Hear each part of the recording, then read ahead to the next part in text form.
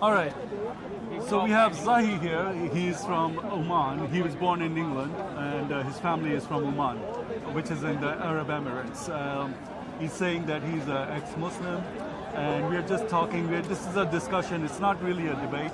I'm not here to discuss kind of like the theology and stuff, but I'm curious to know a little bit more about him, since I wanted to find out why he left Islam.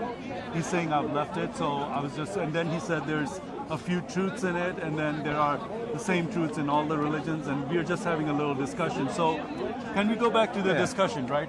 So let's go back to why do you think that, what drove you away from Islam? Because your family is Muslim, and I think that most of the Arabs are quite devout. Were you never a devout Muslim? No. I was kind of just a Muslim because my family were kind of Muslims. And did you ever go to? Yeah, when I was very young, like 6, 7, when I go visit my father in Oman, because my father doesn't live here; he lives in Oman. Right. I'm just here with my mother and my sisters. All right. Okay, he visits, when he can. But when I go to, is your mother also Omani? Yes, both my parents. Both of them are Omani. Okay. Both my parents and my grandparents. And is your mother religious? I'd say so. She is. She's Muslim as well. And your sister, or do you have brothers? No, I have no brothers. Okay, so your sisters are devout Muslims, no. or they're just? No, they're. All right. So, so you just grew up in the Western culture and never really got into Islam. Yeah, I mean, I'd say I was Muslim, but I wasn't. But you weren't really already, Muslim. Committed or serious. So, what do you think of Muhammad? I don't know. He seems like a wise prophet, to a certain extent, but no particular feelings or aversions. So no aversions and no feelings towards him. Yeah. So you're neutral about it. Neutral, yes. Neutral. Oh, okay. So that's interesting, because Muhammad is not somebody that you can be, like most people are not neutral about. Either they are for him or they're against him, because he's kind of like that kind of a personality. Because the way that he's... That doesn't have to be that way, though. I mean, I don't know. You tell me. Why are you neutral about somebody who's has very strong, personality or whatever? He's done things that either you like those things or they're abhorrent to you. Yes. Like, for example, we'll just go to the obvious one. Like, he had married a 6-year-old and had sex with her when she was 9-year-old. Are you okay with that kind of a prophet? Well, I mean, I suppose it's societal standards, I guess. But I guess by today's standards, I'd say no, I'm not okay. But you think that in those days... look, there was many things that today we would say wrong that were acceptable. Like if you look at ancient Greece, the Spartan society, they'd look at the baby and they'd say, oh, the muscles aren't big enough, and they'd throw the baby in the water and kill the baby. Right. And those days it was acceptable. Yeah. Okay, no one had a problem in Spartan society with them killing the baby because all this muscles aren't big enough. Right. But today we'd say it's wrong. We'd say, no, that's, if you kill the baby for that, you're a monster. It's terrible. Right. So I'd say, Okay, if you're using that as our, if you're saying that in those days, those were things that were okay, so therefore marrying a 6-year-old and having sex with her at 9 I wouldn't say would be okay. However... I'm not saying, no, I didn't say that. I'm just saying at the society at the time, it was seen as okay, but no, I wouldn't. Look, I'm not in support of people marrying children. And, So in the hadith, it also says, or in Quran, one of those sources also says that when who was the Aisha's daughter of? Who was Aisha's father? Yeah, I didn't say. Was it Abu Bakr? Possibly. Okay. Was he a close companion of Muhammad? I believe so. Did he object to the marriage? I do not think so. Okay, he did. And then one time Muhammad had his daughter who was very young, and I believe it was Ali who wanted to marry her, and he said she's too young. Okay. So I think maybe you're not aware of these facts. Yeah, I'd say so. And that's what it seems, and that's what I'm talking about is how much do you know about Islam? Because a lot of times you know some stories, but you don't know the background. Because when I digged into it, I found out it was Abu Bakr's daughter, and he was against it. He wasn't very happy with Muhammad marrying his young daughter, but he said this is a will of Allah. So he brought Allah into his marriage. which is another thing that Allah wouldn't be just there to care. Allah sent Muhammad for saving the souls of humanity. What does it have to do with marrying a 6-year-old? Why would Allah intervene in that? And then he allowed it because now in Egypt and Afghanistan, a lot of Muslim countries, they marry very young women, girls, 5, 6 years old. There was a case in Egypt a few years ago where this man, he married this young girl and he had sex with her to the point that she died because she was very small. And then there was a big uproar in Egypt and they wanted to legalize this kind of marriage. And then the mullahs quoted Islam and said you can't because you're going against the Sunnah. So that's Islam. So in Islam, these things come from the Prophet. Okay? It wasn't like a hadith where somebody wrote in the hadith it's okay to do this. No, this is the life of Muhammad and he is your example as a Muslim. So that's why I was trying to understand that. Did you not understand Islam? Or because a lot of people we have found that they think that they're ex-Muslim, but in reality they're still following Islam in one way or another. So I'm just trying to get to the bottom of it, whether you have any reverence for it, or is it because you just didn't understand it, it's too confusing, you never bothered to look into it, or you are just... I'd say I never really bothered to look into it. Yeah, okay, so you never bothered to look into it. So anyway, so that's why I was just talking about, then we talked a little bit about, atheism, because you're thinking that... Well, I wouldn't say atheism per or se. Agnostic? I could say that. I mean, you could say that. But so what I was asking you is what brought you here to the corner? Are you just here for entertainment value, or is it something that you're like, I want to find out something? I want to find out something. Then can we share that with? Can you share that with me? What I wanted to find out? Yeah. Oh no, I told you. I mean, it seems like the main topics here that people talk about are politics and religion. So I'm kind of... Well, I only talk about religion and specifically Islam and Christianity. Okay. So that's my specialty. Although I have a lot of views on politics, but I'm not here to discuss those because I think there are a lot of other places where you can have them. Yes. The problem with Islam is you can't discuss Islam outside because you'll be called an Islamophobe. Yes. So that's another technique. So that's a political issue. So I'm not going to go there. Yes. So let's talk about theology or something like that. Yes. So what brings you here? Not the politics in the religious sense. What interested you to bring you here? But I like to know what people believe, why they believe it. Basically. I'm Christian. Yes. So what do you think of Christianity? Let me just ask you that. Particular thoughts? I mean, to be honest, I did like the Gospel of Thomas. I had a little glance at that. I mean, I know it's kind of considered heresy these days, but I thought they were onto something. Why did you think they were onto something? I mean, also not just that, but also Meister Eckhart, who was also tried for heresy. No, but you just made a statement that they were onto something. What did you see in the Gospel of Thomas that led you to believe they were onto something? Well, it kind of had more in common with things like Hinduism and Buddhism. Really? I'm not very familiar with this, so just enlighten me. Well, the idea of that, what we live right now, this world, is it's impure. It's impure world. So that.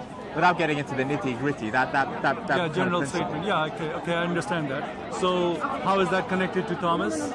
How is it connected to the Gospel of Thomas? I mean, yes, that's what it says in the Gospel of Thomas. You know, like this world was the reason why we have so many problems in the world. Was that well, sort of, the story of Adam with Eve and the snake. I mean, if I recall correctly, I mean, don't quote me on this. I might be. It's okay. I'm not going to be like that. I know that you're not into religion too much, so I'm not going to put you to that standard or anything like that. But the idea was that the world was kind of created by God, but then kind of that snake did a bit of tinkering with God's creation, which is why we have the problems we have in the world. Okay, so that's the biblical story. That's in the Gospel of Thomas, my understanding. Well, I mean, I have to have a deeper look at it. Okay, when was the Gospel of Thomas written? When was it written? I would say, roughly speaking, 2,000 years ago, roughly. Or was it probably older than that? I mean, it was found in Nag Hammadi Library in 1945, wasn't it? Yes. So if you research it, Yes. you found out Gospel of Thomas was written like 200-300 years after Jesus. After. After Jesus. So all the stories, those are Gnostic Gospels. Gnostic, yes. So I know a lot about Gnosticism. So they say that physical is evil and spiritual is like holy, right? So the Yeah. physical world is evil and all that. So they say the God of the Bible is the evil and then Satan is holy. Did you say Satan earlier? Yes, sir. If you don't know, I know about Gnosticism, so I know what they're doing.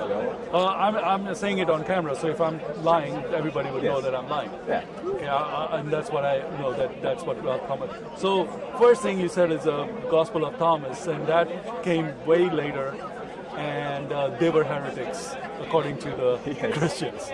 So it's a very heretic. Now, however, a lot of Gospel of Thomas stories are found in the Quran. Now that's the interesting part. Sir, would you mind?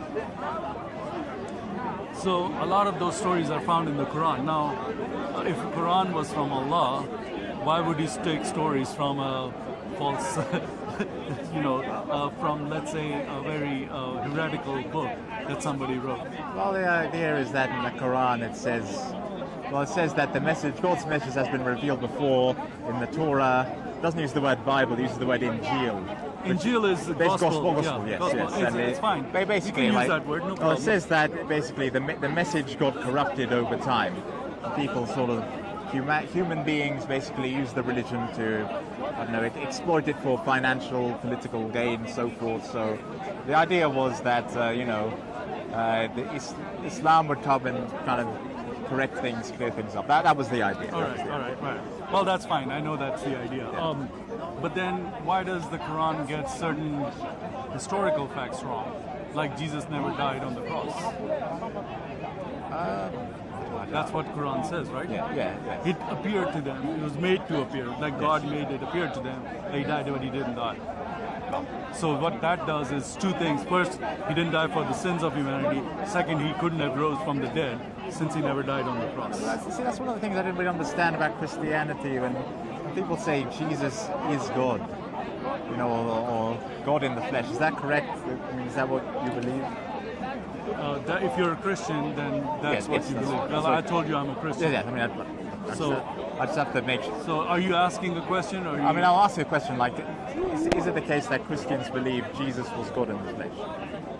Yeah, that's because now a lot of Muslims say, where does Jesus say that he was God in the flesh? I mean, yes, that's kind of what I'm inquiring. Like, why did is that what you're trying to ask me? Yeah, well, two questions. That's one. Okay, what's the other one? No, I mean, if Jesus was God and then God died, how did the world sort of continue to exist if God died? Okay, that's a good question. But the thing is now we're talking about Trinity. So this Trinity discussion, I think there's 10 million videos on YouTube regarding describing Trinity and why we believe that he was God, where he said he was God, and how he proved that he was God.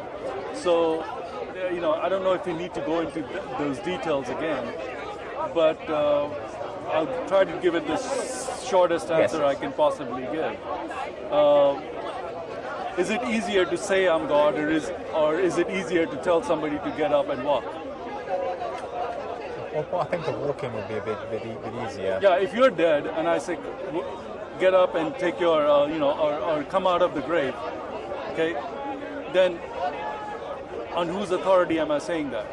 And I'm not praying to God, please God, raise this person from the dead. He's saying, I'm going to raise this person. Oh, right, okay. Do you understand? Yes. So that's why Jesus said that if you destroy this temple, which was his body, I will raise it up in 3 days. Okay. Not that I will pray to God and he will raise it up. Do you understand? So Jesus made several claims where he said, I will do. Like one of the claims was, so let me make a very simple example for you. Why was Jesus put on the cross? What did the Jews accuse him of and convict him of to merit death? Jews were those Pharisees, right? Yes. The high priest. What did they convict Jesus? What was his conviction in court to merit death? Do you know? Was it heresy? Heresy, of course, and actually blasphemy. Yes. What did he blaspheme? Was it What was his crime? word of What God? was the blasphemy Was that it he did? false prophet? Was he accused No, of no, being no. a They false didn't. They prophet? didn't say you were a false prophet. What did they say? They say, "Are you the Son of God?" He said, "Yes, I am." Oh, right. They said, "That's it." They tore their clothes. Said, "We don't need any more witnesses. It's a confession. He's committing blasphemy. He's saying he's God." That's it. So Jesus died for a blasphemy according to them, but actually it was because if Jesus was committing blasphemy, why would he commit blasphemy to get on the cross? Is he crazy? Is he crazy? Are you going to come and tell me I'm Son of God? Wait a minute, I'm going to cut your throat off if you'd say that again. And you say, no, I'm telling you the truth. And I said, this is the last warning. Okay, don't say that. Now, either you are Son of God or you're lying. And you know that I'm ready to take your head off. Are you going to keep lying? I'd like to think I wouldn't Unless lie. you're crazy. Unless I'm crazy, yes. Unless you're crazy. Yeah. So either you're saying that Jesus was crazy because he said that, Yes. because what he said was crazy. If you look at it from their point of view. But the fact was that he was telling the truth. And that's his conviction. Okay. Okay? Yeah. And he was ready to die for that because he was telling the truth. So, was Jesus God? Yes, he was. Okay. Now, let's go one more step further. So the followers of Jesus, were they all fed to the lions and burned alive by the Romans? Was there persecution of Christians under the Roman rule? Historically speaking, this is not Yes. this is not a religious question.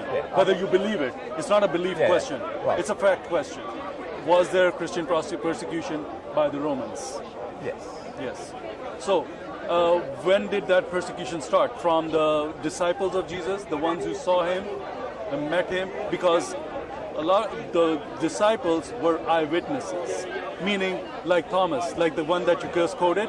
He was the one who said when Jesus resurrected and came back, he said, "I don't believe it until I put my finger in your hand to see the nails."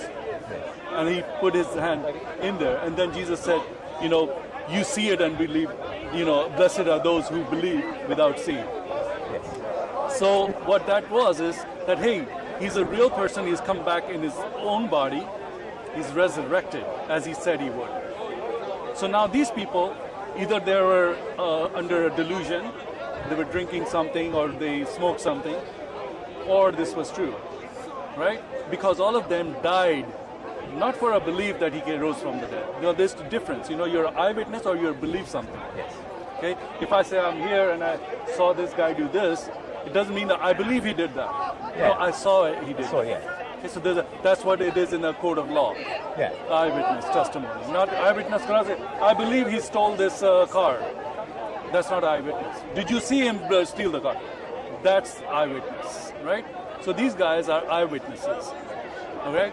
Now, either they're crazy, they're lying, or they're telling the truth because they were put to death for saying this. Because they were not worshiping Caesar. Yes. Because Caesar was like and they were saying, no, we believe in Jesus. And they said, we killed him.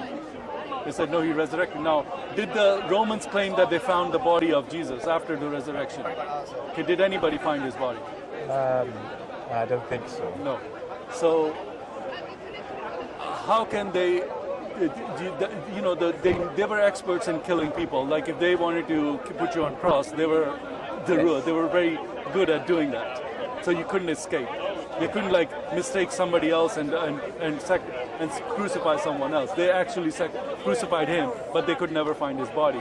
So Christianity is not based on belief.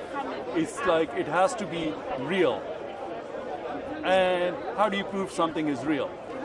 You have to have real people giving real evidence, eyewitnesses. And if those eyewitnesses were dying for because there were thousands of people who saw Jesus do these things, right? There were thousands of people who saw him getting crucified. And then there were thousands of people who saw him rose from the dead. So all those people who were Christians, they said this is true. A lot of them were put in front of lions. If they were delusional or if they were lying, they made this up. What benefit would they get by repeating that lie? None. Losing their life. Yes. that's not very smart. Either they're crazy or they're lie. The lie would only be if they would gain something. Yes. If you're going to lie and say something and you're going to lose everything, what's the use of lying? Yes. The lie has a motive behind it, and that is to cover up something or to gain something. Now, these people didn't gain anything. They didn't cover up anything because after that they lost everything. So that's called true testimony. Okay. So if you are searching for the truth, then it would be worth your while to look into the facts of what I'm saying. Yes. Because Quran denies that, right? Yes. Or you, what do you think? Does Quran? Why would Quran say that Jesus didn't die on the cross? How did they know? Was there a Muslim eyewitness who saw that? Was there anybody else before the Quran? Was there anybody else besides the Gnostics? Besides the Gnostic, I'm talking about in history, like people who wrote history, like Josephus, Tacitus. There's a lot of historians. A lot of them were enemies of Christians. Yes. They wrote that Jesus was crucified. Were they in cahoots with Christians? No, they were killing them. Yes. They were against them. And even the Roman, they wrote that they killed him. So why would Quran come along and say, oh, no. Oh, he didn't die. Allah, well, and if Allah did that, let's say that Quran is right. Let's say for a moment Quran is right. There was a delusion. Why would Allah create a false religion and give a delusion like that? Oh, but I don't know. No, because I can go to heaven and say, Allah, wait, I'm Christian, but hey, you deceived those people and they saw Jesus dying. What is Allah going to tell me now? I can't answer these questions. Well, no, wait a minute. No, just look at the logic of the Quran. It says Allah deceived these people and made them believe something that didn't happen. That puts the blame on Allah for creating Christianity. Wait. No, that's not what it. No, that's not what it says. No. What does it say? It says the people corrupted the religion. The people. No. What does it say about the crucifixion? That's another topic. Sorry. So now we're going to the second topic. Okay. We'll come to that. Yeah. No, now we're talking about the corruption of the book. No, we're not talking about corruption. All right, of sorry, the book. but we're talking about what does Quran say about the crucifixion of Jesus. Yes. Well, obviously, kind of, as you said, made to appear as if he had died, but he did not really die. So was Allah deceiving the people into thinking that Jesus is dead, or have died on the cross? Well, I don't know. It's a no, but that's a Quranic claim, right? And you're saying that the Quran is right, or are you saying the Quran is wrong? Well, I don't. I think I said I believe some of it's right, and there's some. So let's some just that talk I can't about be this sure event about. because this is the defining event. Yes. Christianity is false if Jesus never died on the cross and resurrected from the dead. Then Christianity is false. Okay? Christianity stands upon the death and resurrection of Jesus. Quran comes along. Nobody in history, the eyewitnesses, the enemies of Christianity, never claimed Jesus did not die on the cross because they killed him on the cross. Okay? So now Islam comes along 600 years later and say, oh, by the way, all of this stuff that you think is true, it's actually God played a trick. Because he changed the guy, he was made to be. Now there's two versions in the Quran.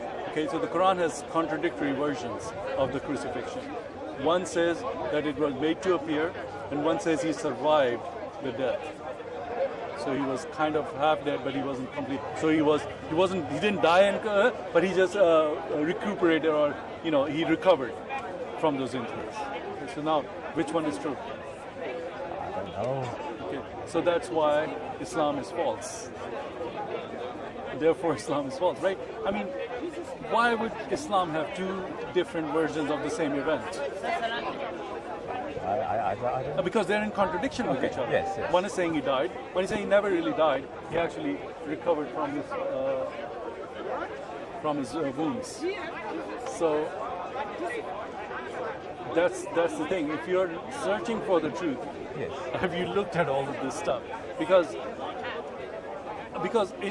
from just talking to you right now, I think you have reverence for Islam, right? Reverence meaning you still have think there's some truth in it, yeah. Well, the truth you told me in it was that, what was the verse that you quoted? 42, chapter 43, verse number 30. What was it? What did it say? Well, whatever misfortune befalls you as a result of what you have earned with your own hands. And that's just saying, you reap what you sow. Yeah. That's from the Bible. Yeah, I mean, that's kind of it goes back to another point. I think there's... I was asking you, before I asked you, is there anything in Islam that's original to Islam? I mean, yes, and my response was I don't think there are really any of these Abrahamic religions are entirely unique. I mean... No, because Christianity, like I said, is the only religion that says Jesus rose from the dead. Yes. Now, even Quran says that Jesus was born of a virgin. Do you believe that he was born of a virgin? Well, I mean, I don't think we really have any way of knowing if he was born of a virgin. I mean... Now, there is a way, but I don't think that we can discuss that in this discussion. Jesus' story is unique. Yes. Yeah? Because no human claimed to come back. Is there anybody else who came back from the dead? Not that I know of. But actually said that I'm going to come back, and then they came back. Not that I know of. Okay. So that's the story. It's just my buddy. So if I don't know what you think about this story. If you came here seeking, you said, for the truth, I don't know if I gave you anything that you didn't know. No, a lot. Yes, quite a lot. Or if you have any questions, I would be happy to answer anything that I've said so far, or it's just something that you pricks your mind and you're curious about. Kind of like, Margaret Porete. Sorry? Margaret Porete. Sorry, it's kind of loud. Like someone like Meister Eckhart, right? Meister Eckhart, No, I'm not sure who that is. Oh, okay. I mean, he was a Christian, Christian scholar in I think 1200s. I think that's when he. Okay, what was the story there? But anyways, he basically talked about like voidness, like God being kind of like the void. You come from the void, you go back into the void. So it was kind of talked about the nature of reality a lot, and again, kind of like in Nagarjuna, that philosophy of all things being empty. It's kind of similar to that. Anyways, I mean, during his lifetime, or towards the end of his life, he was tried for heresy. But he died before he was ever convicted of heresy, because those things. Okay, so I'm not familiar with them, so I can't comment on that. Well, I'm sorry, I'm just not sure what he was talking about, what was the context of it. I can't really comment on that one, so you have to excuse me on that one if I knew more about it. But what was it about him that why you bring him up in this conversation? It just seems his view in relation to God is just kind of different. Was he a Christian? Yes. Okay. So did he believe that Jesus rose from the dead? I don't know his views on Jesus. Because there's a lot of Gnosticism, and you can call yourself Christian if you're a Gnostic, but you don't believe Jesus rose from the dead. He was quite senior in his life. Okay. So I don't know if he was a Gnostic, if he was a heretic. Okay. Well, he was tried for heresy. Okay. Well, then obviously he was a heretic.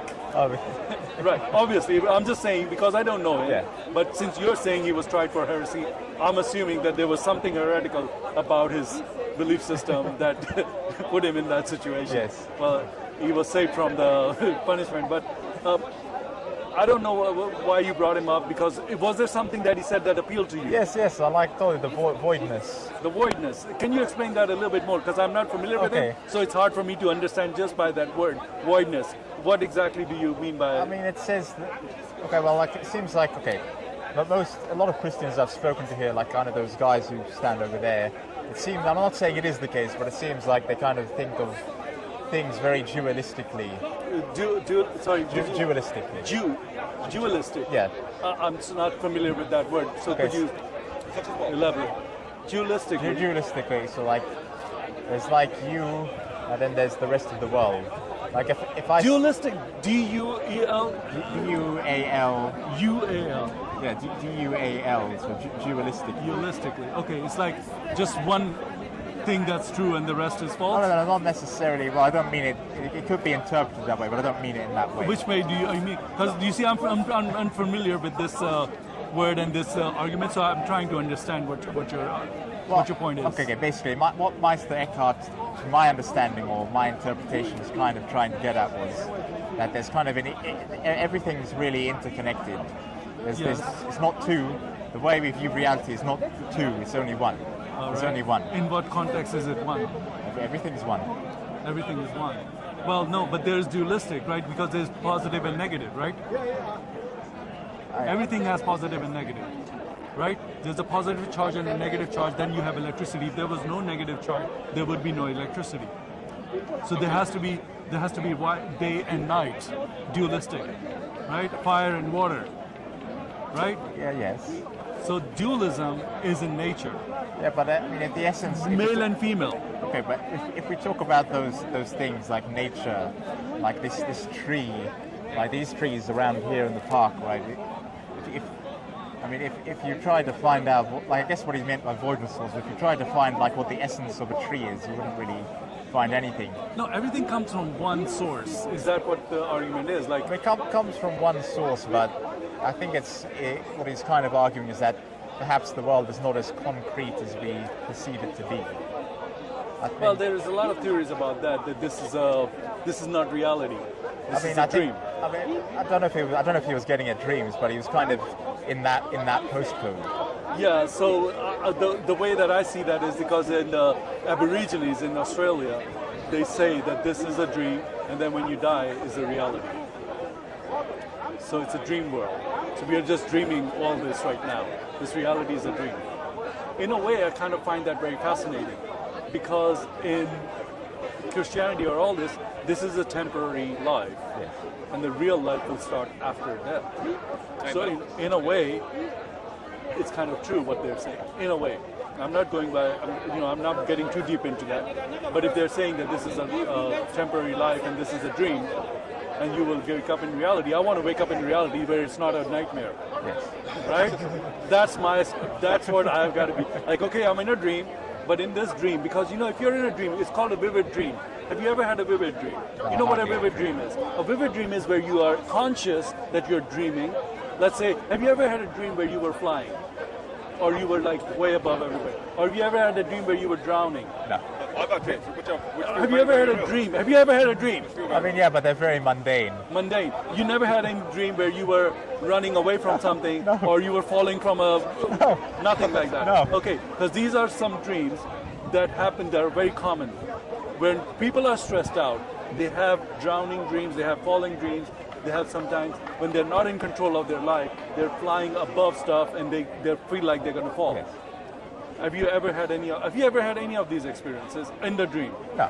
Okay, so these are called vivid dreams. So what the point in vivid dream happens is that you're conscious and that you're dreaming, and you can manipulate the dream.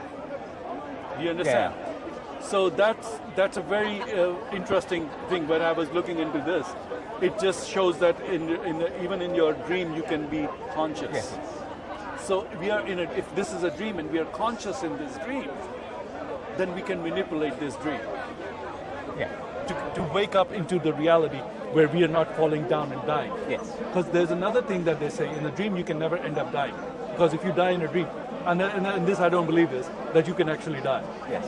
Because in a dream you always end up saving yourself.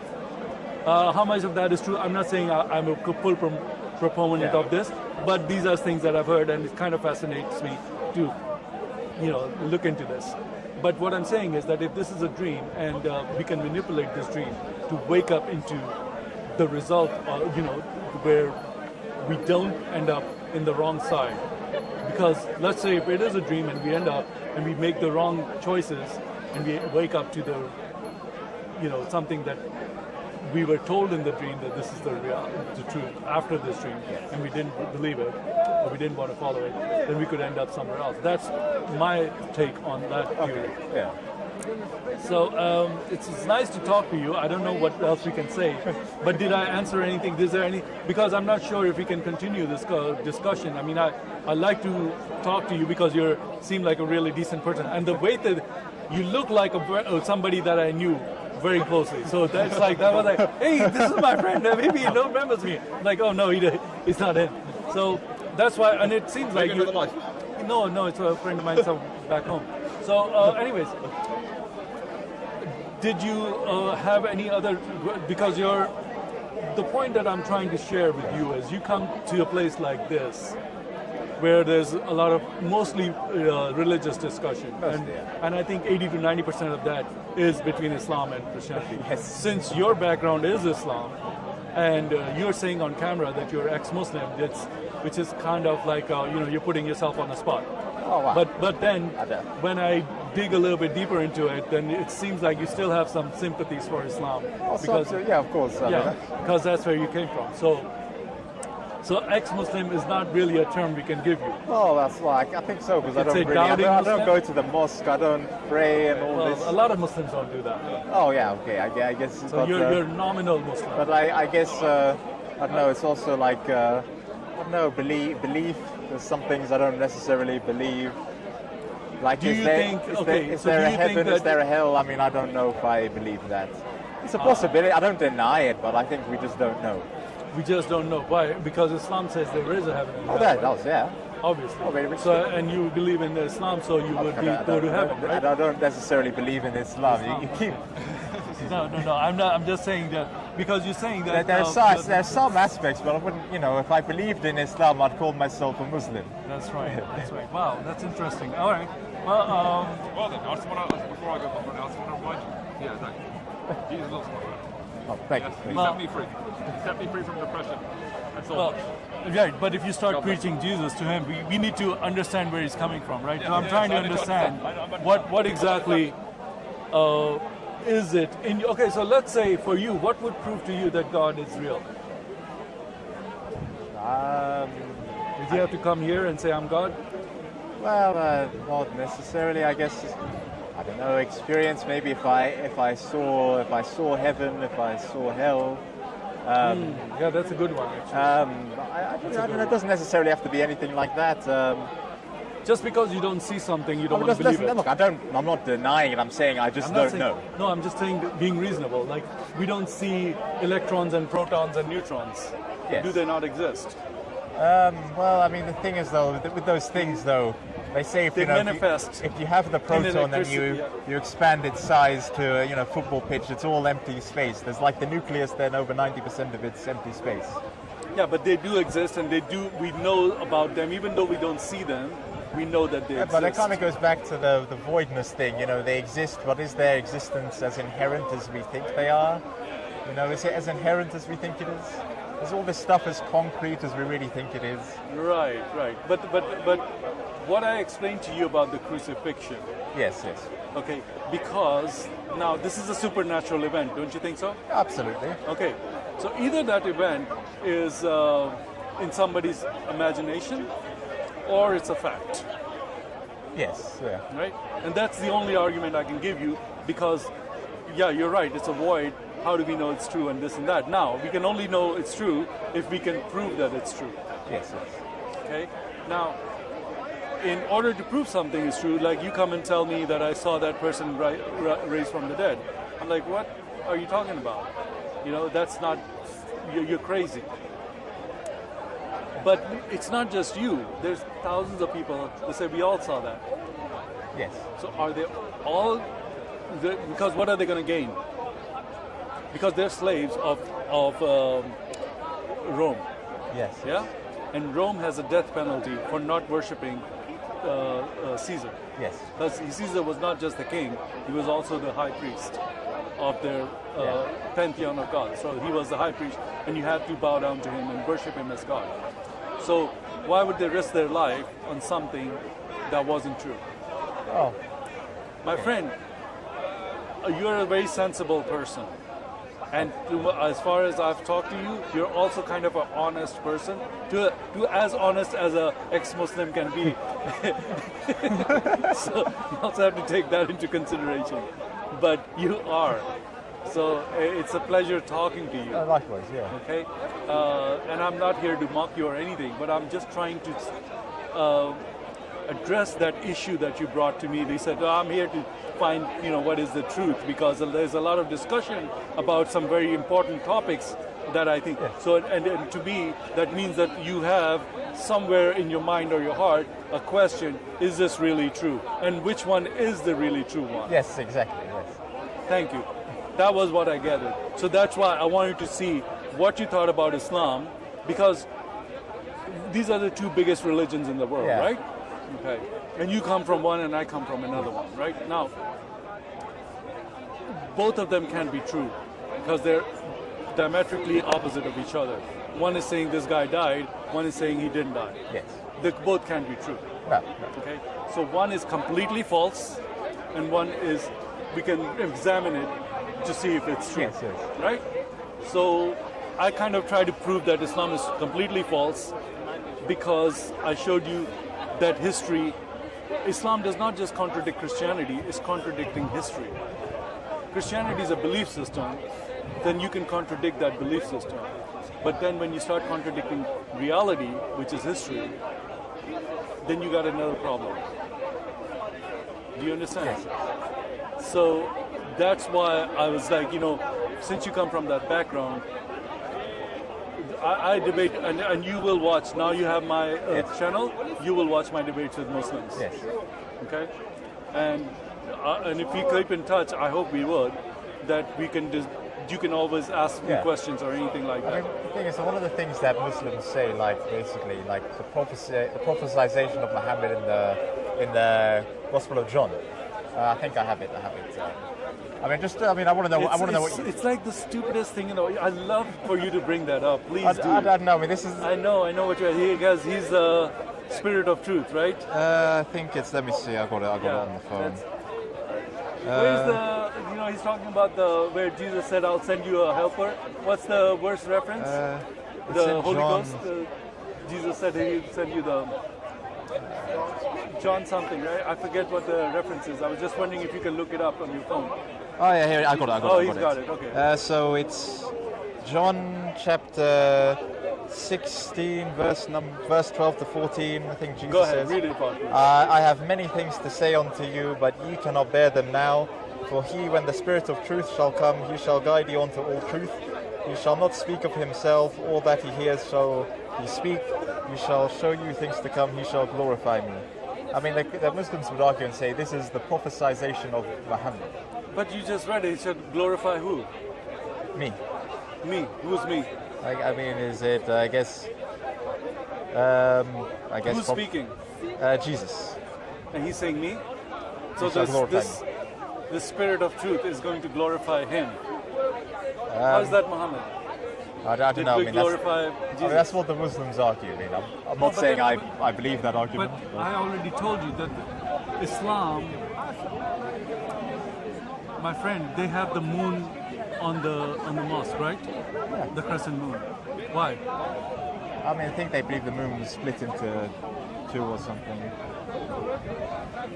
Okay. Do you know that the crescent moon is a symbol of the moon god? Well, in ancient ancient. Greece, yes. No, not in ancient. Oh, sorry, not ancient Greece, but the Kemetic religions. No? In Arabia. It's called Hubal. You can look this up. Yes.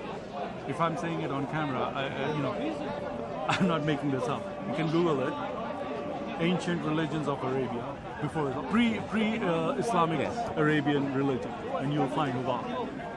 Okay. Yeah. And the symbol was the crescent moon. So, and he was called Allah. Oh. Why do you think Muhammad's father's name was Abdullah? No, Abdullah means slave of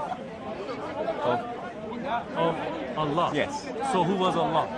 I guess it was the moon god. That's the thing. Do you understand? Yes. That I have this video, you will see it. I challenged them. I said, so then they say, oh no, we didn't put it there. The Turks put it there. Okay. You know, the Turkish Empire? Yeah. The Ottomans, yeah. Now, where did the Turks get this moon and this sun? From the Turks were Mongolian Turks. They got it from Mongolia. Yes. Who were pagans. They had the moon and the sun. All the pagan religions. It's a very ancient symbol. Yes. All the pagan religions that worship the moon and the sun. Now, Sabians. Have you heard of the term Sabians? It's in the Quran. Yes, yeah. Who were the Sabians? I don't know who they were. Star worshippers. Ah. It's in the Quran. Yes. This is actually in the Quran. But they were star worshippers. Now they'll say there's two types of Sabians, and that's true. There were one Sabians that were followers of John the Baptist, but they're also very heretical. Wait, I think I know them by a different name. I know them as Mandaeans. Yeah, that is the name. Yes, you're right. So I had a debate with Adnan Rashid. Have you heard of him? Oh, okay. He's one of the biggest debaters of Islam right now. So he lied on camera and he said the Sabians were followers of John the Baptist. I said, no, the Sabians were followers of the moon god. And I put later on, I said, I'll give you the reference. And yes, there are Sabians that are also called Sabians, but the real Sabians are the moon god worshippers. Okay. And that worshipped Hubal. Hubal was a idol in Mecca. Yes. And so the story is in your sources. Yes. So all of this is like Islam. Now Hajj was performed by the pagans. I mean, yes. 30 days of Ramadan was a practice by the pagans. Sacrifice was a pagan ritual. Washing, wudu, was a pagan tradition. Yes. What are you talking about? How can that be monotheistic religion when all its rituals are pagan? I guess, yes. I guess maybe perhaps it's belief. Sorry? I guess it's belief though. They believe in one. No, they don't. They don't? Well, I guess. I'll tell you why. Does the Quran say they follow Allah? I believe so. Or does it say Allah and Muhammad? Well, I mean, Muhammad is the person who revealed the message. Right. But did Muhammad say obey Allah, or did he say obey Allah and me? I believe he said obey Allah. Huh? I believe that he said obey Allah. No. He didn't. He said obey Allah and Prophet. Why do you say La ilaha illallah Muhammadur Rasulullah? Why can't you just say La ilaha illallah? Allah is one. Well, I believe the argument. Equating Muhammad with Allah.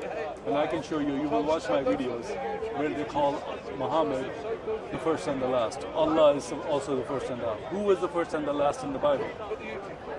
I believe it was it Jesus? The Bible came first, right? Yes. And in the Bible, Jesus says, I'm the Alpha and Omega, the first and the last. And then Quran comes along and says, Allah is the first and the last. Then they put that same on Muhammad and say he's the first and the last. You can't, I mean, it's not, there's like, it's a sieve. It's not just one hole that you can plug and say, okay, well, that story is false or whatever. It's everything about it. Yes. Okay? So, you can, because Islam and Christianity is debated here, that's like, it's not even a debate.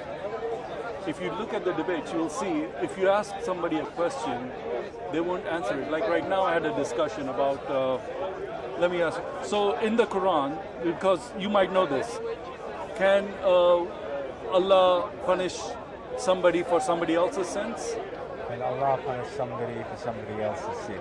Like in Christianity, Jesus died for us, so we take his blood on.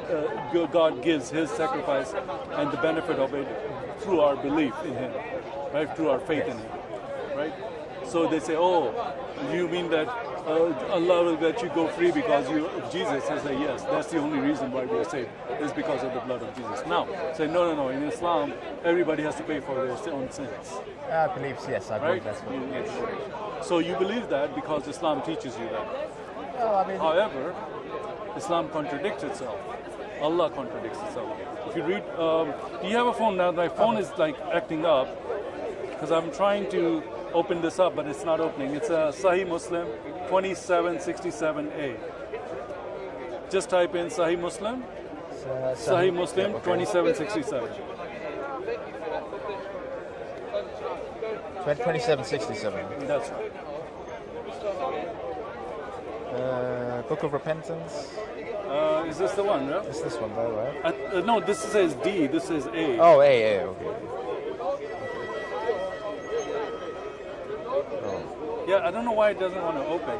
I'm having the same problem as you. This is weird. I think the Muslims have blocked this verse. Anyways, if you read a part of it, I mean, I'm going to try to summarize it or something, but it says Sahih Muslim 2767. Abu Musa reported that Allah's messenger said, when it will be the day of resurrection, Allah will deliver to every Muslim, a Christian and a Jew, and say to them, this is for your rescue, or something to that effect. Yes. So how is it that Allah is sacrificing a Jew and a Muslim for Muslim sins? To pay for his sins, he's putting in a Jew into hell because this Muslim needs to be rescued from hell. And Allah is rescuing him by putting a Jew or a Christian in his place into hell. This is what this verse is saying. I asked the Muslims, some of them said this is daif. Meaning it's a heresy? No, daif means it's weak hadith. Weak hadith, right. So, but Sahih Muslim, meaning Sahih means that it's not daif. Yes. By its definition, Sahih means it's correct, because all the scholars have found it to be correct. But then any Muslim can come and say, no, this is Sahih. It's like, what? Who made you the authority on which is Sahih and which is Sahih? So, and some of them would say, we don't understand, you're giving it a misrepresentation. I said, the wording is very simple. You don't need a tafsir to understand it. It's not like a very complex or very ambiguous. Yes. It's very clear. So, Islam is not, it's not like it's a religion. It's just it's a civil code and it's a legal law. So Islam doesn't say that you have to believe in it, it just says you have to say the Shahada. Okay? Because Prophet said that, you don't have to believe in this, you just have to say this. And then you'll be safe. So Islam has nothing to do with spirituality. Because they were asking, I asked them, what is the punishment of if you murder somebody? Say you are a Muslim, let's say, and you murder somebody. What is your punishment in Islam? They said death. I said, okay. Let's say you're a rich guy, and since you're from Oman, probably are. Well, that's the assumption. And you can pay the family blood money. Okay. Yeah. Right? I said, is that halal? He said, yeah, that's halal. I said, who made that halal? Allah made that halal? I thought you said Allah is just. Where's the justice? I'm a rich guy. I can kill 100 people. I can pay all their families. That means Allah is just? I think that's... How does that make Allah just? Well, I think didn't that happen in Saudi Arabia with the Khashoggi, basically? What happened? You didn't hear about his murder? I know. I'm trying to get your story on that. It's a conspiracy. Well, I don't think it's a conspiracy. No. But I know that they killed him. I mean, the government killed him in the Turkey. Yeah. And he went into the embassy, right? Yeah. Okay. So what did they do to his family? Did they pay him No, off? I don't think the family they just got no justice. Is the point? Sorry? I mean, I'm just saying the family got no justice. No justice. Yeah. So how did they get away with it? Oh no, it's the government. The government. So in Islam, there's no justice. Allah is not just. Bible's God is just, meaning He doesn't. There is a payment of your sins. Now, let's say you got a ticket. You were driving really fast, and you got 10 tickets, and now it's so much money you can't afford to pay. Yes. You go to the court, and you're like, Judge, I don't know what to say. I can't pay this money. And then somebody comes in and says, Judge, let him go. How much does he owe? 100,000. Here's 100,000. He pays for your debt. He lets you go. And judge says, you know what? You're guilty of this, but you can go. Has somebody paid for your debt? Do you know why I'm telling you this? Is it to prove perhaps a contradiction in Islam? No, it's to prove that Jesus paid for our sins. Yes. We cannot pay for our sins. In the Bible it says that the payment of sin is death. And there is none among you who can reach God's standard. Like you cannot do something good and say, hey God, are you pleased with me? And God say, yeah, you passed the test. There's nothing we can do that will get us into heaven. And we need God's grace. And Jesus' blood is God's grace. Okay. That's how you get into heaven. Now, that means you got a license to sin. No, you don't. No. that doesn't mean that you can, because God chastises you, He punishes you for your sin too. He's gonna, if He loves you, like in the Bible it says that a son is chastised, a slave, because if you love your son, you're gonna tell him not to steal, right? Yes. Right. It's not like you're gonna throw him out in the street, right? Because it's your son. So God, if you're saved, doesn't mean that He's going to now forgive all your sins from here on. No, if you do something wrong, you're going to pay for it. You know what I mean? Yeah. But He will save your soul. And if you have the belief. Now that's a faith thing. So God will judge your faith. Faith mean, what does faith mean? What does faith mean to you? Faith, what does it mean to me? I guess it's Do you have a girlfriend or are you married? No, okay. Say you have a sister, right? Do you have faith in her honesty or something like do I that? have faith in one of my sister's honesty? No, I don't. Okay. Do you have faith in anybody that you in your family, your mother, for I example? mean, could you be a bit more specific? I mean, faith is meaning in- like, you trust that she's not going to harm you. Let's say that she's looking out for you, right? Yeah, yes. So if yes. she says something to you for your benefit, that means that she has your good in heart. Yeah, I mean, yes, I So you have faith in her to a certain degree, Yeah, right? yeah. Okay. So that's what, if you have faith that Jesus died for your sins and that blood was a payment for your sins, that faith and the strength of that faith is what's going to save you. Okay? Because God gave that gift. Now it's like a free gift. He gives to everyone. Yes. If I give you a gift and then you say, "Oh, I'll pick it up later," and then you never come and pick up the gift, you wouldn't get the benefit of that No, gift, right? no. So it's like God has given this gift. It's a gift of God. It's not something you earn. Like in Islam, in all the other religions, it's a man's effort to gain God's favor. Christianity is the only religion where God is making an effort to reach us by coming down from heaven and fulfilling the law that no man had ever fulfilled, the law of God. I think in Islam it does say that. Like, What does it say? Well, it says in the Quran, God says, take one step towards me and I will come running towards you. All right, that's fine. But so did anybody in Quran fulfill God's law? The 10 Commandments, right? Yeah. Okay. Did anybody fulfill those? Was Muhammad sinless? No. Who was sinless according to the Quran? Well, Who was sinless according to the Quran? Okay, well, it says all children are fundamentally born pure, but then as they grow older, they develop sin. Okay, but no, that's not the question. I know what it says. Yeah. It says that, right? Yeah. According to the Quran, who was sinless? Christ. Who? Christ. According to the Quran, I Christ believe- is sinless. I believe so. Then what's the argument? I thought the argument you said was that you have to... No, look. If he is sinless, that's what we're saying. Yeah. That nobody can take away your sins. Only somebody who comes from heaven. Because Quran also says that he was born of a virgin. Yes. So who was his father? Okay, so that makes him God then, doesn't it? A God's son, because he's his father, what does that mean? Son, you have a son, is he a man? I would No, if believe you have a so. son, he's a man. I believe if God so. has a son, Yes. he's God. Yes, yeah. Okay, it's very simple. It's not like, oh wow, that's very God. No, it's very simple. Because Mary was not impregnated and there's another reason for that in biblical sense, because of the inherent sin of Adam.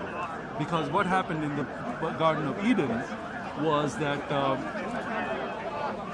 was Adam mortal or immortal when he was made? Well, I believe he was immortal. Huh? In the garden, I Yes. believe he was immortal. Immortal, so he wouldn't die. I believe so. Okay, now, Alhamdulillah. So, did Muhammad die? Oh, sorry, did Adam die? No, I believe he eventually yes, but Eventually. So, when was the point? What was the point where Once he ate the forbidden became fruit. mortal from immortal? when he ate the forbidden fruit. Wait, the forbidden fruit. Okay. So, what does that bring to the generations of Adam? Sin. So Or- that means or that the all of potential them for will sin, die at least. because the punishment that he got was death, right? Because God said in the Bible, I don't think it says it in the Quran, that you shall surely die. If you read of the day you eat of it, you shall surely die. That doesn't mean you eat it and boom, you're dead. No, that means that you lose your immortality. Yes. Sorry, you'll become mortal. And that's what happened. So he thought he was naked and he wanted to cover himself with leaves. And then what happened? God gave blood gave a sacrifice of a lamb, and through that skin of that lamb, he covered his sin, Yes. right? Yeah. Because he made them a tunic to cover him and his wife. So that was the first thing where God said that the sin has to pay for by death, by blood. There is no forgiveness of sin without blood and without death. Yes. Very simple. Yeah. Okay. So who came to pay for that debt? Like men could not. They tried their best. There were prophets. Was there any prophet who didn't commit a sin? They were all sinners. Yes. Yes. So how can they reach God if they're sinners? Can God forgive just say, oh, you only had one sin? Okay, you're in. He's holy. Holy means sinless. Yes. When I go to heaven, it's not because I earned it. I cannot earn it. I'm only going because Jesus has given from his account, because his righteousness has been put on me through his blood. And my acceptance of that blood makes me sinless, not my own deeds. Now, of course, those deeds will count, but that's another story because it counts for rewards in heaven. Rewards are not the same as salvation. Yeah. Salvation is a free gift of God. It's a if you accept the gift. If I gave you a gift, you never accepted it, you're not going to get the benefit of it. Yeah. Okay? He gave it to you. He said, hey, my son gave this his life. He came down to earth to die for you. Now, if you don't take that gift, Yeah. it's not going to be any benefit to you. I don't know what else I can say at this point. I think I've given you. No, it's been great. Thank you. Yeah. So, what does this? How would you conclude this? All what I've said so far. Does it answer anything for you, or does it raise more questions for you? It answers some questions, raises more questions. Yeah. But I'm going to look into it more.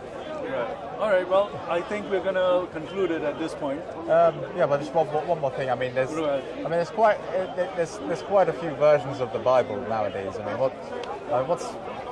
which one would you recommend reading? I guess.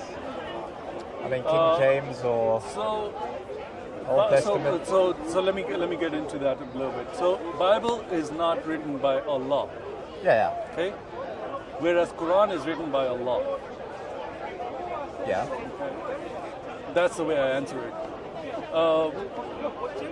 There are versions of Bible have different grammar, have different. There are some very easy versions because sometimes I read like some versions. I'm like, I didn't quite get it, so I go to another version. Oh, okay, that's a very simple way of saying it. So there's no contradiction. That's what the point is. Yeah. All those versions are saying the same thing in different ways. Yeah. Okay. Okay. It might say he died, or it might say he was killed by the Romans. It just means the same thing. Killed or died, is the same thing, right? So what I'm saying is there's no contradiction between them. They're just different versions. So I can just read any version.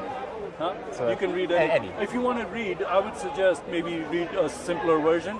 There's something called Bible Hub, and it has all the versions. And you can just go and pick one because you can just look at one verse and see which one version explains it the best to you. Okay, yeah. I'll show you if you want to know how to do that. It's very simple. I can show it to you. But those are not different versions, meaning now there are different versions of Quran that contradict each other. Yes.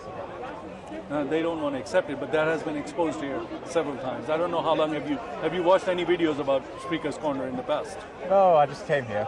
Okay, there's somebody called Jay Smith and Hatun Tash. Well, I know how she gets stabbed. Yeah, she did by the religion of peace. So she did get stabbed and got up and started preaching again, and then fell down. I don't know if you've seen the video. I haven't seen the video for getting. I know she got attacked. It's on YouTube. If you watch the video, it's amazing. This woman is like this tall. I know. I've seen her here. And she was stuck with the full force of this young guy. A knife broke in his hand, but now is that a miracle of Allah that she was saved, or God? I think so, because we watched that on video and we were like, how can this woman survive this attack? It was a vicious attack, but somehow she survived with a very minor injuries. So no, she exposed the reason why they were against her is because I made another video last week about freedom of speech, and we are here, we can talk about this. You can't do this in a lot of places because if you say anything against Islam, you're an Islamophobe. and the government will be out, after you or whatever. So we are trying to protect the little area here that we have for freedom of speech. Yes. And because she wore a cartoon of Muhammad, Yes, I saw that. it offended Muslims. Although there's hundreds of cartoons of Muhammad all over the internet, they don't go after that. But because she's a woman here, they just want to. I don't know why they do this. They can't go after all. There are hundreds of people who are making cartoons of Muhammad online. It's just that's the religion, that Islam, and there's nothing you can say about it. It's so ridiculous. It's not even like something that you should even. But because we are confronted by this, it's like whatever is going on, we have to deal with it. Yes. It's like imposed upon us. So we are told that you can't say anything against Islam. Why? You can say anything against Christianity, but that's okay. They say Jesus didn't die on the cross. That's offensive to me. Yes. That's Christophobia. I mean, you're saying Jesus lied? How dare you? Should I just kill you? No, my friend, that's crazy. Yes. But that's Islam. I see what you mean. That's Islam. That's what they're supposed to do. Whoever insults. Now, in Islam, it says you cannot lie. Is that true? I believe so. You believe so? I Man, you're a Muslim, bro. Okay, but that's not true. I mean, I know. Can you lie to your the wife? reality is different. I mean, what it is. Okay, I know you're not a following Muslim. I know that. But deep inside, you have reverence for Islam still. And that's why I think we have some work to do there, because maybe you don't know Islam and stuff. We need to educate you or something. I don't know. So you said that Islam teaches you cannot lie, right? Yes, I believe so. Does Islam say you can lie to your wife? I do not think it says that. You don't think so? Okay, so if I showed you that Islam says that it's okay in 3 circumstances to lie, one of them is you can, if you want to lie to your wife, it's okay. A wife can lie to her husband. If it helps you to keep the peace, then you can tell a lie. And I think there's also to save yourself. You can deny you're Muslim. Or maybe that's what you're doing. I don't know who's after you, but I don't think that you are, but I'm just kidding. But some people might say that, I don't know. So there are instances in Islam, there is every law, every rule has an exception. I see. So in what circumstances can you not lie then? Like if you can just say, I was just trying to protect myself because my life was threatened. I was just trying to lie to my wife because I had a girlfriend, I didn't do this and that, but I just lied to her. What kind of religion is this? I mean, either you can lie or you cannot lie. Yes. No, there's exceptions. So this cannot be from God. Not the God of Bible. It can be from Moon God. That's a different story. So that's the problem, There's a lot of other things I can tell you about Islam, but the internet is full of it. If you go online and just start researching all this stuff, you'll find hundreds and hundreds of exposés of Islam. This happens every day here. I mean, every Sunday here. That's what happens here. It's like, how can you? Either you're too lazy to look into it, because you cannot come and honestly say that Islam says this. No, but Islam also says that you can lie. Can you kill? No, you cannot. But you can pay money for it, if you did. Allah is ever forgiving. Can you or can you not kill? You can kill if you're rich. You can pay blood money, then you can kill. What is this? Is this God's law or is this Satan's law? Because in Christianity, Moon God is Satan. Okay? In the old traditions, this tradition is nothing new. Moon God has been there forever. If you look at any iconography or ancient symbols, you will see the moon everywhere. So this is nothing new. So Islam, it's not even like it's very hard to prove that Islam is from. It's like it's any child will say this is cannot be from God. You can't have a God saying you cannot kill and then say, oh, if you can pay for it, that's fine. And on top of that, if you kill a Muslim, you'll have to pay, let's say, £100. But if you kill a Christian or a Jew, you can pay £50. Because they're non-believers. Allah doesn't love non-believers. Does the Bible say God loves everyone? He died for the sinners. I believe so. All the sinners, while they were sinners, he died for them. He didn't. Nobody believed in him when he died for them. So, is that something from God, or do you understand the standard of God that Christianity brings, and the standard that Yes. there's no standard there? It's nothing. It's not even like you can compare. It's like comparing a diamond to a rock. Oh, which one is more valuable? Hello, are you that blind? Okay, so I don't know. I can go on and on and on. But if you have any other questions, since you brought up a question when you were closing, we went into this tangent. But I'm happy to answer because that's what I'm here for. And like I said, I like talking to you. It's not a problem. I mean, are you familiar with the Mirror of Simple Souls? I'm thinking of reading that book. I mean, Sorry, Mirror of Simple Souls. yeah. Who wrote that? So you know the Beguines, about the Beguines. It was kind of like this. There were these Christian women. They weren't nuns, but they kind of lived a bit kind of like that lifestyle, but they weren't nuns. Anyways, there was a lady who was a member of that order. Oh, which time period is this in? Roughly, I think 1300s. Okay, roughly. all right. So in the medieval time, Yeah, medieval European, medieval France. Yeah, okay. Fine. So what was going on then? Anyways, no, she just wrote this book, which got sentenced to death. Actually, burnt at the stake. Okay. But it kind What of was the heresy that they were it was talking kind about? of again. It was about. I don't know. It said like. Well, she goes. I mean, I haven't read the book. I've read about the book. But I Okay, haven't read what the is book, it? but- What did you get? But from my understanding, she talks about that basically, you can. We're kind of, since we're made in God's image, you can kind of. I mean, she goes through various ways, but she says eventually you can get to a point where you just everything is just God, basically. Like you get rid of all your ego, and then nothing except yeah, God but remains. that's like, isn't that like Buddha or something, right? Yeah, You get rid of your basically. ego and then everything is God Basically. and all that stuff. You see, the first lie Satan told Eve, what was it in the Bible? Did God say that you will die if you eat this fruit? What he's doing is he doesn't want you to become like him. So he's beguiling, he's telling her you can become like God. And that lie has never changed. Still, the big lie out there is you can become like God. I don't think that's what she was saying. I think it's. If you're saying that you can everything is God, that means you can be like God. Okay, but maybe I misspoke again. I think, Maybe you did, but there is this out there, like Yeah. in the New Age, yeah. which encompasses a lot of different beliefs actually. I mean, New Age is kind of very vague. Actually. Yeah, but that's vague because it's meant to be vague, because it wants to encompass a lot of different Yeah. situations, and it's partly yoga, it's partly Buddhism, it's partly this, that, all kinds of stuff, because everything is part of that that thing. Yes. And in there, the main thing is that you will become like God. So nothing has changed. The Bible says that Satan is the father of lies. Okay, so lies is deception. Does the Quran say that Allah is the best of deceivers?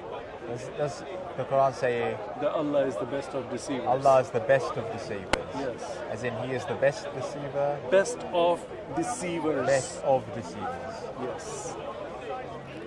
Maybe. So there's a lot of debates about that. Yes, Allah does say that.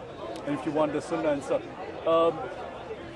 I can get you the reference for that. It's in the Quran. So Allah is the best of deceiver. In the Bible, best of deceiver is Satan. Yes. Okay. So Allah is Satan.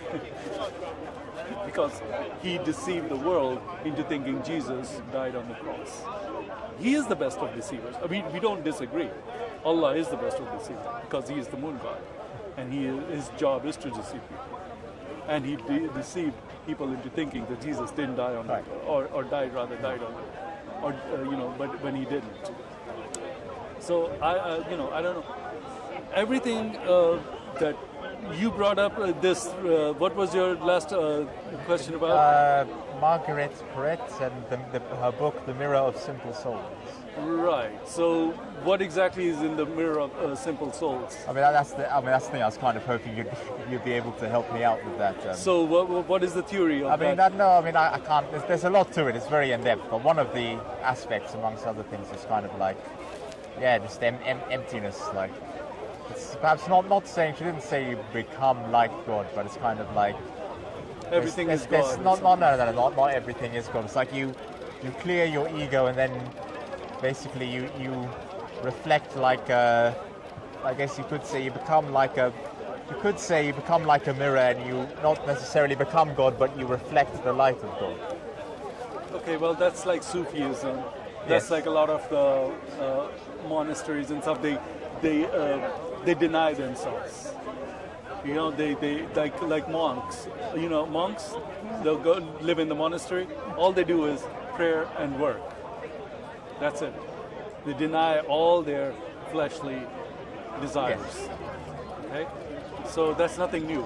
I mean, that has been around for a very long time. I mean, she was tried. She was tried and convicted for heresy in her life. Yeah, I mean. she would be, because that's false. So It is false.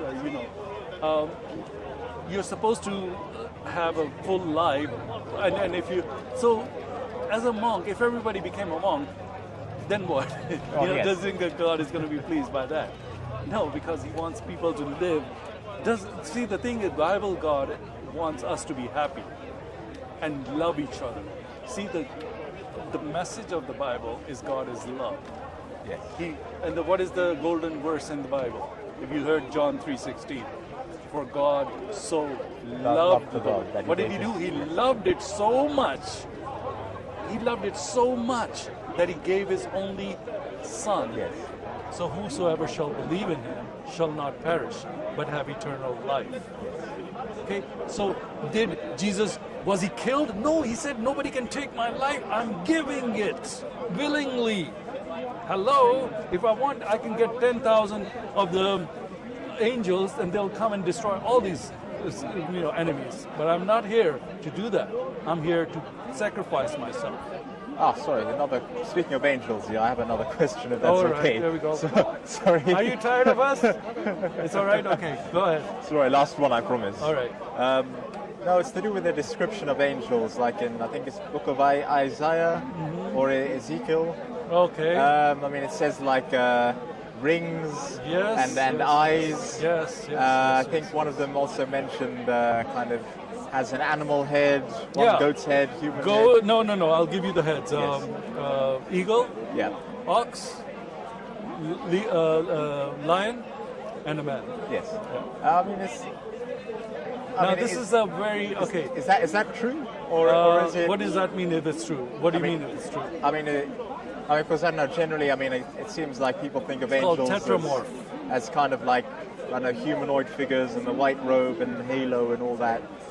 So, do you know what your? Now we're getting into very esoteric stuff. Yes. It's highly esoteric, and I don't know if I should even go with it right here, because it's called tetramorph. These four, the angels that they're describing. Yes. Okay, so now if I go into that, I don't know if it's appropriate, but it's a kind of a little bit long story, and we're going to have to go into a little bit more depth or something like that.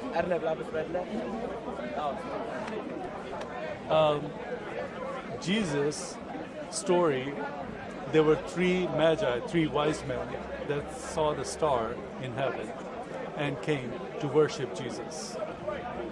Do you know the nativity story? Yes. Yeah, right. The Christmas story that the three magi, wise men. Yes, shooting star. They go to the Jerusalem. Jerusalem, because they follow the star. Yes. Now, I don't really want to get too deep into this because, I don't know if it would be appropriate at this point. Yes. Because I don't want to get you to it. But since you asked such an esoteric question about the Bible, I have to bring some of this up. Yes. I'm going to try to keep it to a minimum. So, in the Bible, there's something called the Mazzaroth. And in Job 38:32, God says to Job, "Canst thou bring the Mazzaroth in its cycle?" What is the Mazzaroth? It's the 12 constellations. do you? I was very fascinated by the 12 constellations since I was 12 years old. Now, do you know what sign you were born under? Taurus. Taurus. Wow, nice. So now you know you're born under Taurus. So a lot of people these days, they know what sign they were born under. Did you ever think that you were a bit of a Taurus? That your description matches some of the traits that you have? Remind me, what are the traits? Well, you're kind of very much of a Taurus person because you're very calm. They're very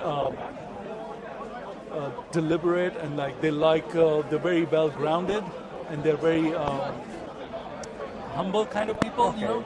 And everything about you is matches that description. And anybody who knows our Dick, and you can just Google Taurus traits and you will see, and then you can see whether or not it matches your traits or not. But that's what it is. But let's not get off the topic here. Sorry, yes. So the reason why I mentioned that is because those 12 constellations has Leo the lion, it has Scorpio the eagle, yes, it has Aquarius the man, and it has Scorpio, which is in there? Scorpio, Aries, Leo the lion, and which one there? Oh, Taurus, yes, the ox. Yes. Okay, so your sign is in there, represented. So, and like I said, I don't want to go too deep into it, but those astrologers were reading the signs in the sky, right? And they brought them there. Now, there's another Psalms, I don't know if you've heard of Psalms, David wrote Psalms, right? And in Psalms 19, he says, heavens declare glory of God. Day by day they speak about him. I'm just summarizing. And night by night they give knowledge. What is he talking about? He's talking about the constellations are telling the story of Jesus. Yes. The Messiah that's coming. So all over the world, all the kings had astrologers. I don't know if you know history, but that's how it was in the old days. And the astrologers were telling them, because they were all looking for this Messiah that's coming all over the world. And that's why these Magi came, because they saw this is telling them the King of the Jews. So I'm going to leave it at that, because if we get too deep into it, we don't have the time and the scope. But next time, maybe one of these days, we will go more into that. Thank you. Thank you very much for it. Thank you. And by the way, we have a group, and we would be happy to have you join us. We go to I don't know, do you ever do you drink, or is that a haram? Huh? No, I don't drink. Okay, do you drink soda or something? Oh, I drink, like Pepsi or something. Okay. Yeah. So why don't you drink alcohol? I was brought up not drinking it. Believe it or not, I mean, my sisters aren't particularly religious, so they both drink. And you don't? I don't, no. Okay. But it's nothing to do with Islam? No. I mean, I was because I was brought up not drinking, so I guess it played a part. But then, well, as I said, like my sisters drink. But there's also kind of like in my family, there's certain people who become alcoholics. So. Oh no, that's bad. So, how can the Muslims become alcoholic? Oh, are they Muslims? Some of them are. Yeah. That's bad. I'm sorry to hear that. Yeah. All right. Well, what I was trying to do is, since you're a real gentleman, it'd be nice to have you around with us. You can have a Pepsi or a soda or something else. We have a little get together afterwards. We discuss, and we can continue our discussion if you like. Oh, thank you. All right. Thank you so very much. It was a pleasure to speak to Zahi. Yeah. Zahi. All right. It's a wrap up. Thank you. This was a great conversation with an ex-Muslim, as he's proclaimed, but I think he has Muslim sympathies. But we are working on it. We'll see what happens. He's here to find the truth, and I hope we can lead him to the truth. Thank you.